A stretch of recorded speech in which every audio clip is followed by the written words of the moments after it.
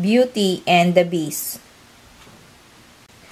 Once upon a time, there was a rich merchant who lived in a big house with his 3 daughters. All 3 girls were beautiful, but only the youngest daughter, Beauty, was loving and kind. Her older sisters were nasty and selfish, and cared only for jewels and fancy clothes. One day, there was a huge storm. Lightning flashed and waves crashed. The merchant's ship was lost at sea, along with all the cargo it was carrying. The merchant and his family were now so poor that they had to trade their grand house for a little cottage. Many months later, to the merchant's relief, his ship arrived back in port. Before hurrying off to fetch his silks and spices, he asked his daughters what they wanted him to bring back. "Bring me some satin clothes," the eldest daughter demanded.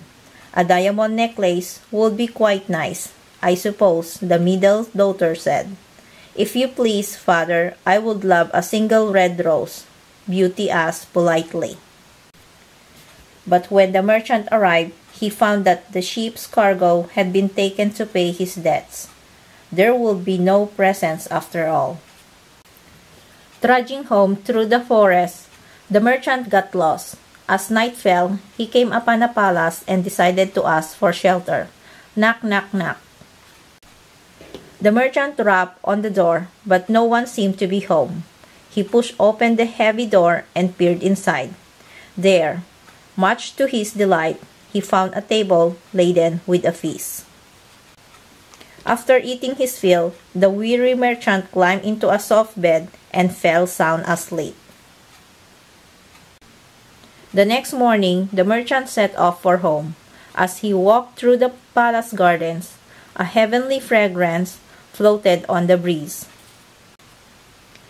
Following the scent, the merchant found a beautiful rose bush in full bloom. Remembering Beauty's wish, he snipped off one perfect red blossom. Just then, a horrible hairy beast reared up next to him. "You ate my food and slept in my bed. Now you steal my roses. You shall die."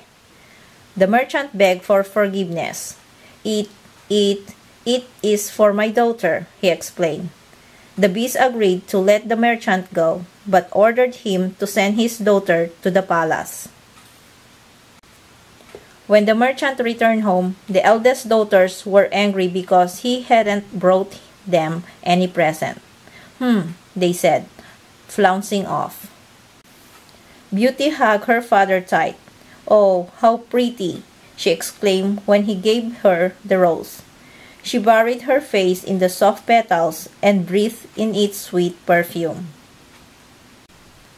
But when she looked up, she saw that her father was weeping. "What's wrong, father?" Beauty asked. The merchant sadly explained what had happened, and Beauty bravely agreed to visit the beast. Early the next morning, Beauty left her home and set off toward the palace. She knocked softly on the palace door. Tap, tap, tap. Beauty shrank back in fright when the fearsome beast appeared. But the beast bowed low, took her hand, and showed her to a room filled with roses. "Here, you will have everything your heart desires," he said, and Beauty felt her fears melt away.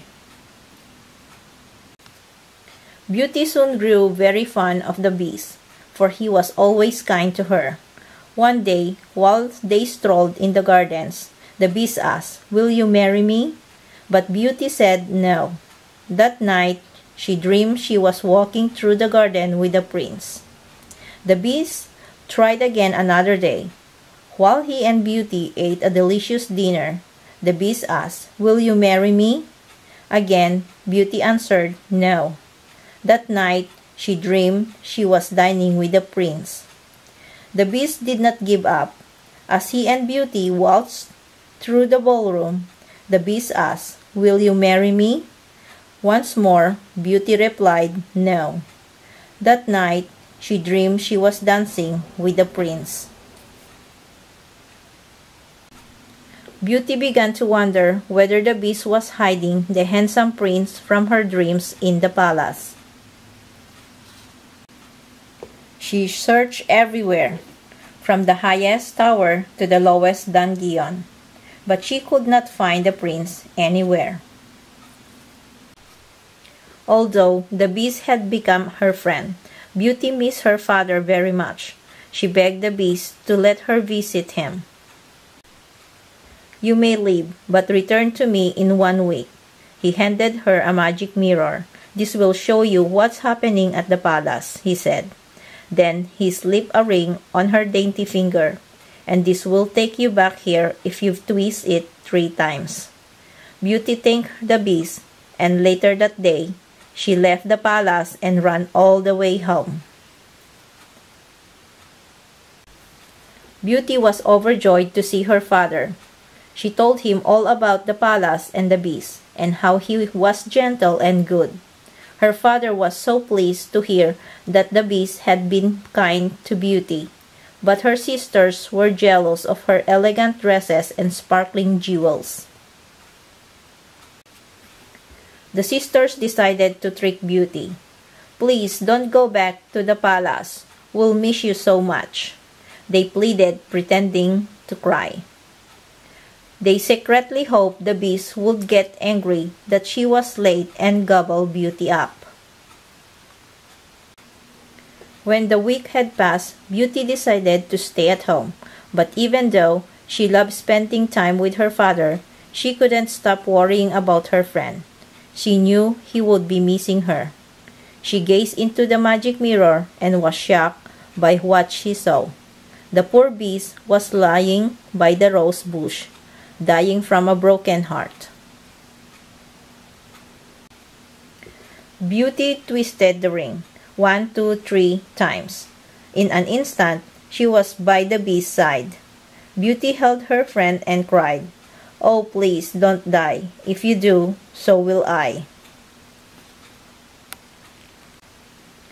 As Beauty's tears fell on the Beast, he became the handsome prince from her dreams. He told her that long ago a witch had turned him into a beast because he denied her shelter. Only true love could break the spell. The prince asked Beauty to marry him, and this time she said yes. The end. Thanks for watching.